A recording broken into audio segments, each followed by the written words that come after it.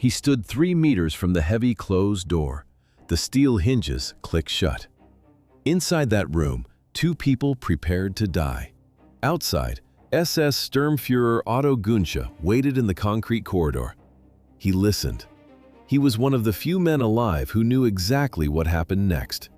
But for decades, his full account did not exist. It sat locked away. In the 1990s, the opened Lubyanka archives gave researchers thousands of new pages about the Reich.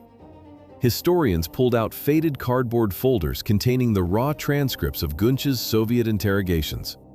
These documents had remained buried in Moscow for 50 years. The man closest to the epicenter had his words hidden behind state secrets. Historians started reading. They found something unexpected. Günsche did not just confirm the established timeline. He left tiny inconsistencies scattered in his answers. Small contradictions about specific orders quietly reshaped the whole picture of the bunker's final hours.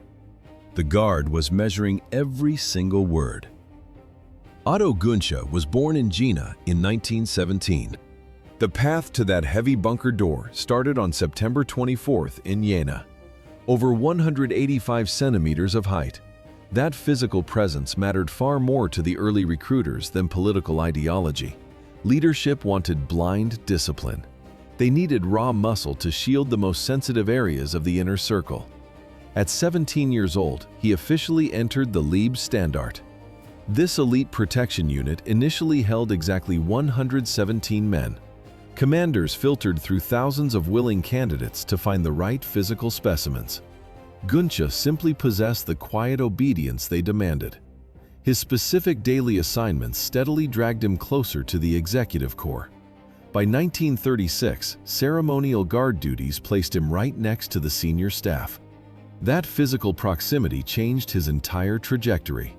In 1941, he assumed his new position of personal adjutant. By 1941, this guard duty evolved into a direct gatekeeper role. The personal adjutant stood right between the military high command and the leadership, filtering daily schedules and blocking unwanted frontline army reports. During secret briefings inside the Wolf's Lair, they stood close enough to hear the soft rustle of paper maps on the wooden tables. The headquarters complex covered over 600 hectares of East Prussian forest, yet all the real power stayed inside these small rooms. Adjutants constantly listened to off-the-record conversations that stenographers never put on paper. They followed the leadership from the damp Prussian concrete to the alpine retreat of the Berghof in Bavaria, hearing verbal orders that vanished from the official war logs.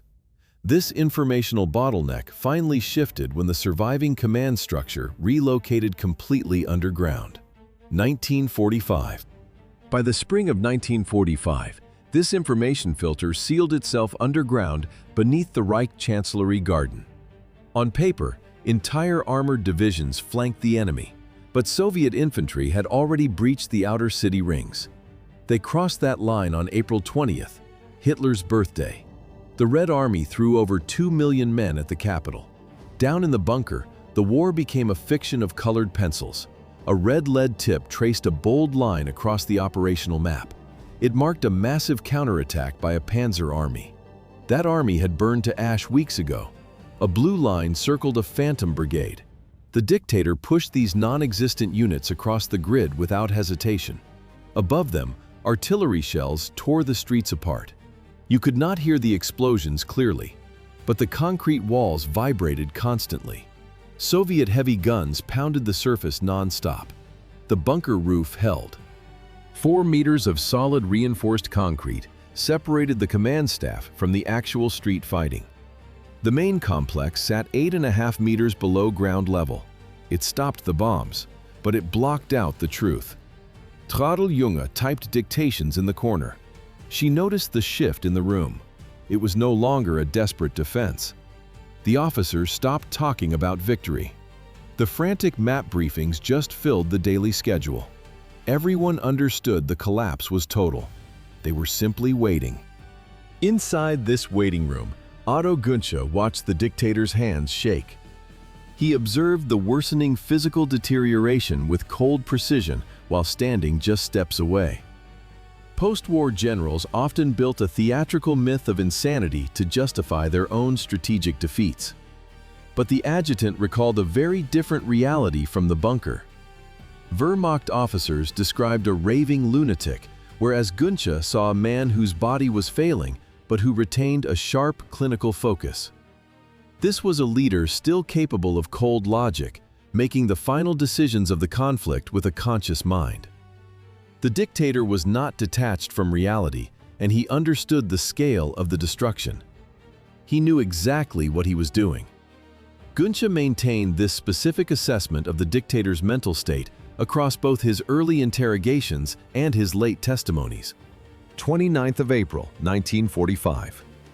That exact same cold precision carried over into his testimony about the bunker's final hours. Just after midnight, the dictator married Eva Braun, a simple civil ceremony deep underground.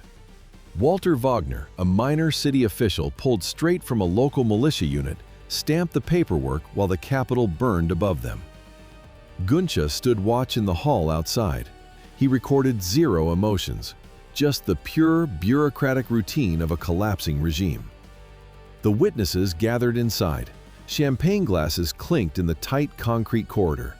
Some guests drank the champagne, while others simply held their glasses in silence. Günsche noted the drinks, the names, and the timeline. Nothing else. He stripped away all the human weight of the moment. Then the files were closed. The 30th of April arrived. By the afternoon, the mundane bunker routine snapped into a direct operational command. The instructions issued on April 30th were not a desperate final plea. They were a cold, logistical, military task. Hitler summoned Otto Günsche and delivered the facts. He and Eva Braun would die today. Their remains required immediate processing. The motivation was purely pragmatic. 2 days earlier, on April 28th, Italian partisans had strung up Benito Mussolini's corpse by the ankles in a Milan square. Hitler explicitly stated his fear of being displayed in the exact same manner. Soviet troops fought just blocks away. He demanded total assurance of complete physical destruction. The dictator managed his post-mortem legacy with rigid precision. The destruction order was meticulously detailed. Günsche received clear steps on how to execute the cremation. SS guards dragged heavy jerry cans up the concrete stairs. The sharp smell of raw gasoline began leaking into the stale bunker air. The fuel was stockpiled in advance to ensure the bodies burned completely to ash. Nothing could be left behind. Günsche took his position. He waited by the door. That wait ended with a single, muffled gunshot bleeding through the closed study door, a sound that connected the concrete stairs of the bunker directly to the interrogation rooms of the NKVD.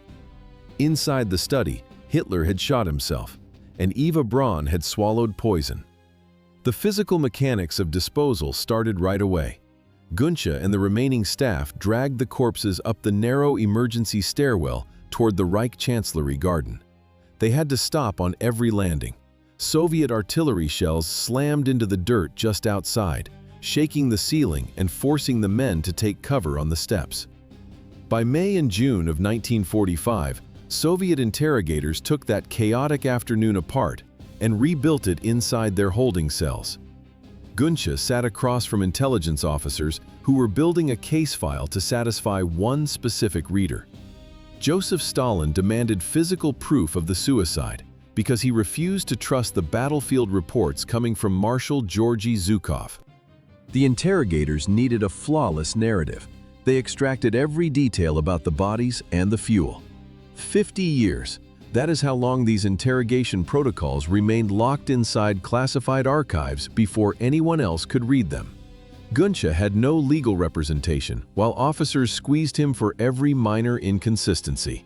The Soviets pressed him again and again on what he actually saw before the burning began. The paperwork of a state investigation slowly erased the physical reality of the bunker. They broke his memory down into pieces, molding the narrative to fit the exact requirements set by Moscow. The interrogations dragged on for 24 months. Those 24 months of intense Soviet pressure, always looped back to the chaos right after the gunshot. Artillery shells hammered the street above. The thick concrete walls of the bunker vibrated. Someone yelled the order to burn the bodies.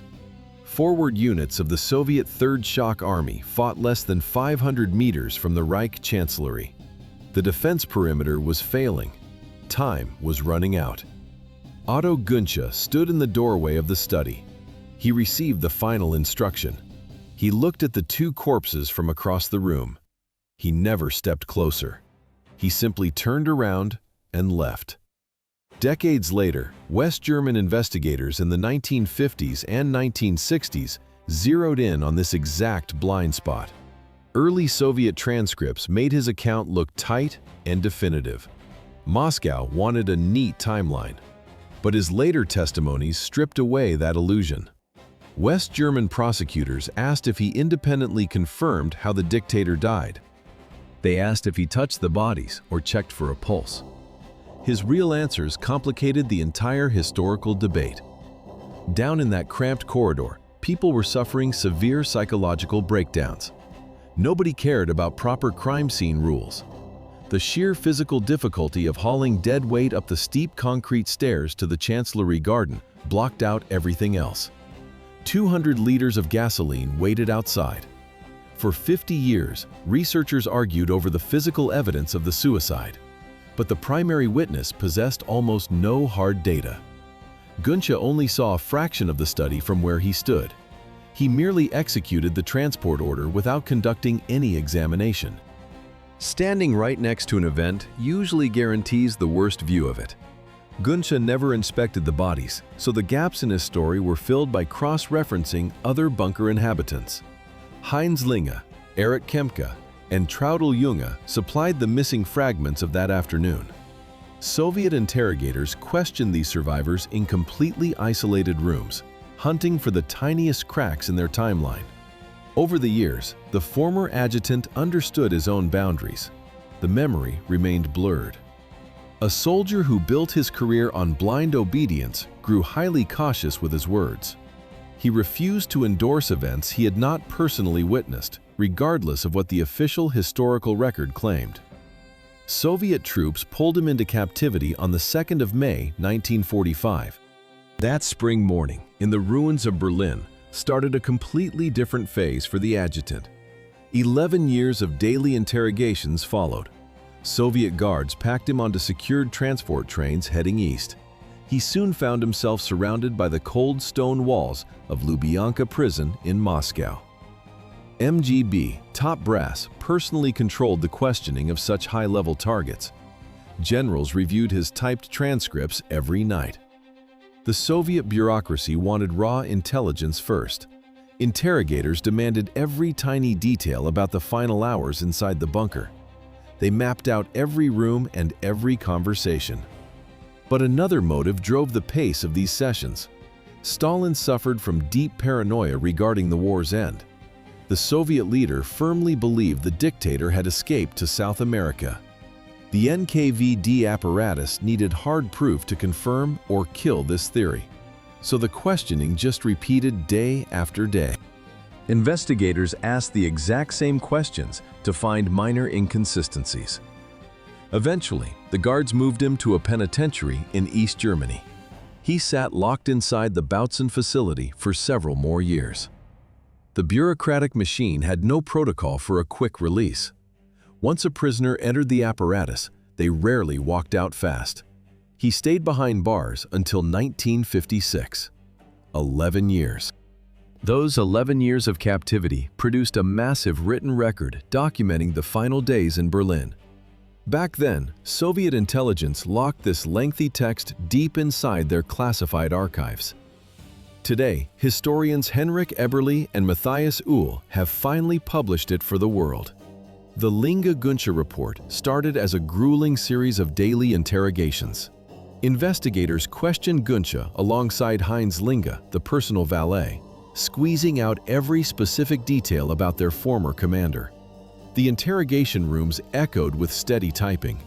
This generated the crisp rustle of hundreds of typewritten pages translated directly into Russian. The final document contained a meticulously reconstructed timeline of bunker routines, detailing exact hours for meetings and specific medical treatments. This thick dossier remained completely hidden from Western researchers for several decades. How do witness statements change over the years? Small physical details give way to the mechanics of the mind. The classified Soviet dossier and late West German interviews allowed historians to compare two versions of one adjutant's memory. Early Soviet protocols locked onto raw physical traits. Western interviews later exposed the fractured psychology. In 1945, Soviet interrogators demanded specific markers to identify a corpse. They needed the body, not the mental state. Günsche gave them exactly that. He described the violent tremor in the left hand, shaking against the uniform cloth. He recounted the heavy, dragging fatigue. He detailed the commander's shuffling, uneven walk through the concrete corridors. This matched the baseline facts. Over the years, the testimony evolved from raw symptoms into a portrait of psychological decay. The adjutant clarified the difference between total madness and a calculated, selective detachment. The commander did not lose his mind completely. Günsche watched the man stand over the tactical maps. When discussing military movements or the behavior of distrusted officers, the old sharpness returned. The focus remained lethal and precise. But outside those specific topics, the connections snapped. The dictator moved through his remaining hours in a state of deep disconnection. He issued daily commands purely out of blind habit. The adjutant consciously rejected the convenient myth of a completely insane boss. This selective awareness put Otto Günsche in a highly vulnerable spot. A totally mad dictator offered the perfect alibi for his subordinates. You just followed orders from a lunatic. You had no choice. But Günsche threw that shield away. He described a man who was disconnected, but still functionally aware. Modern medical historians confirm this exact picture. They study surviving newsreel footage. The visible tremors point directly to Parkinson's disease. Hitler was not entirely detached. He knew exactly what he was doing when he issued final operational orders. By admitting his commander was coherent, the adjutant complicated his own legal standing. He made himself responsible. He chose clinical accuracy over a safe narrative. The consequences followed him long after the bunker fell. He remained a Soviet prisoner until his release and quiet return to West Germany in 1956. Freedom brought a deliberate choice to remain unseen. He turned down the book deals, picking the anonymity of a corporate desk over publishing his memoirs. He willingly corrected dates and logistics in manuscript drafts, but he ignored any questions about morality. The former adjutant settled down in Cologne. He found a job surrounded by the mundane filing cabinets and fluorescent lights of a standard commercial office. West German denazification courts divided suspects into 5 distinct categories, letting countless functionaries slide into the private sector. Günsche became just another manager in a recovering economy. Yet he never vanished from the historical radar. He kept a highly specific boundary when dealing with the journalists and researchers who occasionally tracked him down. The former officer would sit across the table to verify the operational mechanics of his final weeks underground. He pointed out factual errors with the strict discipline of a trained staff officer. The answers stopped the moment any interviewer shifted the conversation toward personal guilt or ethical responsibility. He offered no apologies. He showed no visible signs of either torment or pride regarding the orders he had followed. The rigid barrier between discussing bunker logistics and acknowledging moral burdens remained intact. This selective cooperation shows exactly how he managed the weight of his own history. He discussed the collapse of the regime strictly as a functional failure, rather than acknowledging it as a human catastrophe. We will never know if this was a calculated legal strategy or just the typical coping mechanism of his generation. The historical documents simply cannot answer what he truly felt about the things he witnessed. Behind all those dry corrections about bunker logistics hid his most crucial confession. Total obedience down in the dark was an illusion. The inner circle realized the war was lost long before the final days. In his early interviews, he stuck strictly to physical facts. He burned the body. He received the specific order to make sure nothing remained for the Soviets to find. He placed himself right at the center of the collapse, accepting the historical weight of those hours. But over years of police questioning and media interviews, a different picture slowly emerged. The gap between performed loyalty and private thoughts had been growing for years before the end.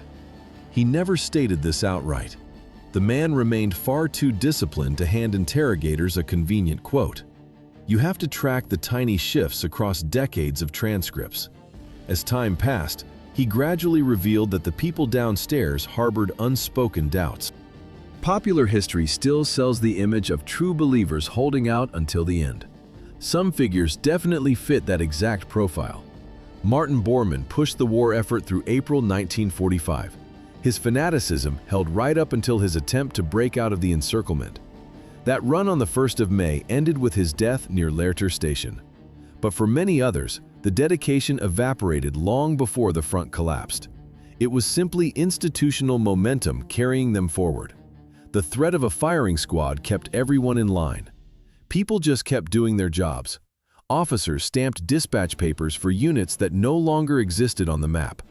Guards stood at reinforced doors and checked passes. They went through their daily motions in the damp concrete halls without a single shred of belief in what it all meant anymore.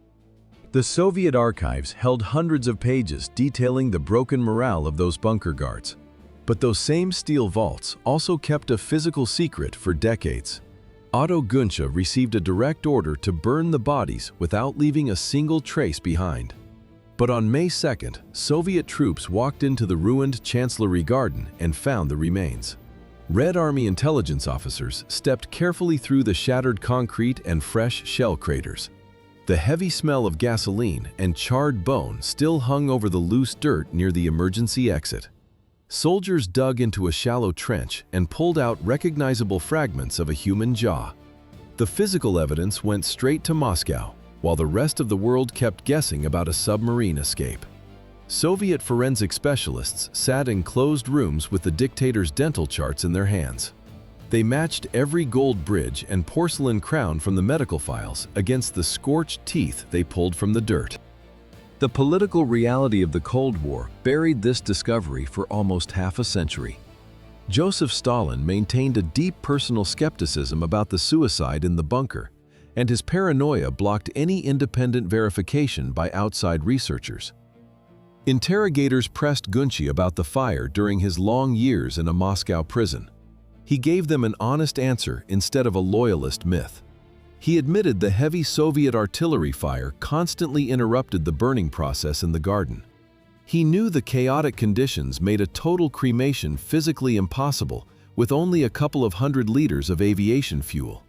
He executed his orders as far as physics and time allowed, but he never claimed the bodies vanished into ash. He accepted the limits of his own actions. Decades later, Western forensic experts finally gained access to the Soviet dental records and quietly confirmed his honesty. When the forensic evidence finally matched the physical remains, researchers started pressing Günsche about the psychology inside the concrete walls. Late 1970s. Günsche describes the hidden tension among the bunker's SS personnel. The outside world expected a monolith of devotion. The reality was a cold exercise in compartmentalization and pragmatism.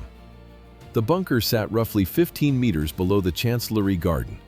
Down there, the atmosphere fractured weeks before the end. Günsche outlined this divide during private conversations with a researcher. It was not an ideological rebellion. It was a pragmatic split. The divide separated those who still viewed the dictator as their primary obligation from those calculating their own odds. The official narrative always painted a picture of loyal service. The actual environment was fractured. Compartmentalization dictated daily life. Men wearing the same uniform stopped trusting each other. The space was tight. The ventilation hummed constantly. Every whispered conversation carried risks. Some SS guards stayed out of genuine devotion. Others remained simply because the Soviet artillery had encircled the sector. Leaving was operationally impossible by late April. A decade of regime service bound their identities to this specific world. They had no other orientation point. so they adapted to the immediate conditions. They separated their internal thoughts from their outward duties. People mechanically executed their assigned tasks while privately mapping out their own escape routes. While others mapped their escapes inside the bunker, survival eventually meant blending back into the civilian ruins. Otto Günsche walked out of Bautzen prison in 1956. He returned to West Germany. He found a quiet job in a packaging company. He imposed a strict censorship on himself. Many surviving secretaries and adjutants chose a different path. They quickly monetized their bunker experience.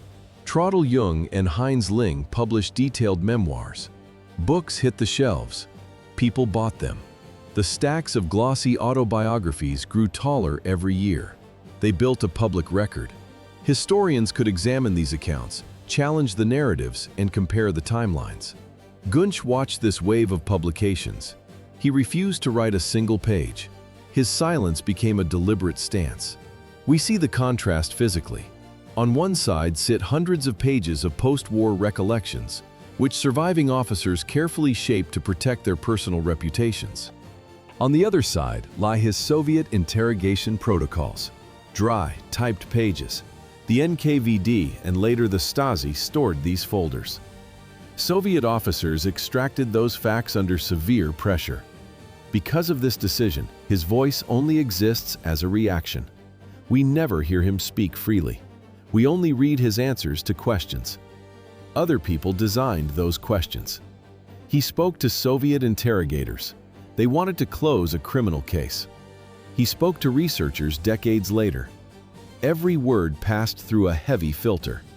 He understood what people wanted to hear. He carefully chose what he was willing to surrender. The man stood 3 meters from the suicide door, but he left no unmediated truth. The historical record lacks his direct voice. We only get fragments. Without his own published memoirs, how exactly did his scattered testimonies evolve over the decades? The difference came down directly to the level of fear he felt toward his interrogators. In 1945, Soviet intelligence officers locked him in a cell and demanded answers. The atmosphere during those early interrogations was heavy with the threat of a slow death in the Gulag. He spoke only to survive. He gave his captors the exact answers they required, tailoring his words to their political agenda while offering nothing beyond the bare minimum. Over 40 years passed, and his daily reality shifted. He returned to West Germany in 1955 after 10 years in Soviet prisons. The constant fear of a sudden execution faded away, replaced by the safety of a quiet civilian life. This disappearance of physical dread finally allowed him to add real texture to those previously dry Soviet protocols. He realized the core events were already public knowledge, so he began speaking with a strange obligation to historical precision. The basic sequence of events never changed, but the depth of the historical picture expanded. This new factual distance finally became visible. Journalists tracked him down again in 1995. The 50th anniversary of the end of the war in Europe provoked a final surge of media attention. Reporters hunted for fresh details from the last surviving witnesses.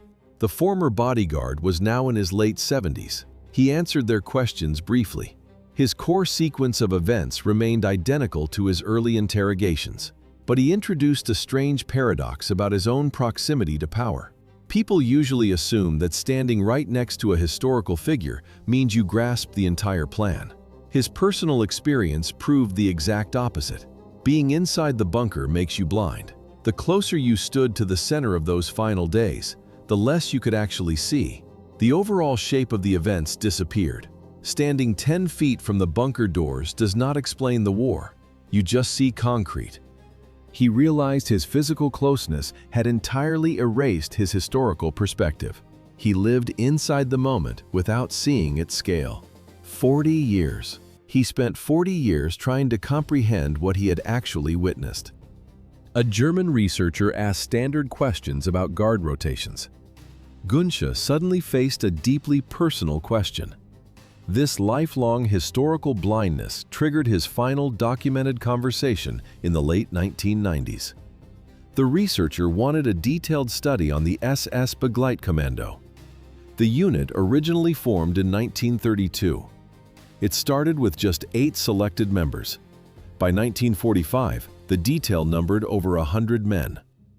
Günsche answered the technical inquiries with clinical precision. Then the researcher asked about peace. Did Günsche ever find peace with his actions? A heavy silence instantly filled the room. The researcher captured the raw audio of this unusually long pause directly on his magnetic tape. Günsche sat perfectly still. He stared at the wall before eventually breaking the silence. He stated that peace was the wrong category. His actions remained his actions. He stripped away any emotional cover. Rejecting this concept of peace demonstrated a complete lack of moral self-amnesty. He actively refused to search for cheap excuses. He maintained a cold, factual distance regarding his own past. Comprehending his deeds was a heavy task he still wrestled with daily. It was not an apology. He never found that peace until his death. October 2, 2003. No public ceremony took place in the quiet German town of Lohmar. The streets saw no grand gatherings. His family released no long statements to the press. The media notices stayed brief. By then, the historical investigation had hit a wall. The major Soviet archives opened their doors back in the early 1990s. Moscow's interrogation transcripts were already published and analyzed. Independent forensic experts had finally finished looking at the recovered dental evidence, leaving no room for alternate theories. The timeline of April 30, 1945 was completely locked in. Everyone knew exactly what happened inside the bunker. Otto Günsche left zero mysteries about the physical events. Instead, he left a record of survival. He showed how someone standing right at the center of history handled what he knew. He spent decades carefully calculating what to admit and what to hide. The open archives held all the facts. The man simply held his silence. He was 85 years old. With that final heartbeat, the last living door to the Führerbunker locked forever. Today, the major archives are wide open, but the first-hand witnesses are dead. Investigators pulled the declassified folders from the shelves. Forensic teams verified the remaining teeth and bone fragments in Moscow, cross-referencing them with old dental records. The researchers closed the heavy cardboard covers on decades of forensic speculation. We know exactly what happened beneath the Chancellery Gardens in May 1945. The timeline of those final days is documented minute by minute. But standing at the physical epicenter of a collapsing regime guarantees only strict compliance, not actual comprehension. Günsche did not leave behind a single dramatic confession or a tearful reckoning with his past. He offered decades of slow, careful, measured testimony regarding simple logistics and physical movements. He detailed the exact placement of gasoline cans and the precise timing of the final gunshots. His accounts prove that being present at a historical turning point does not provide any real perspective on the events unfolding around you. A man can stand 10 feet away from the suicide of Adolf Hitler and see nothing but a logistical problem requiring immediate attention. He carried out the final order to burn the body, but he walked away without ever grasping the true scale of the regime he served.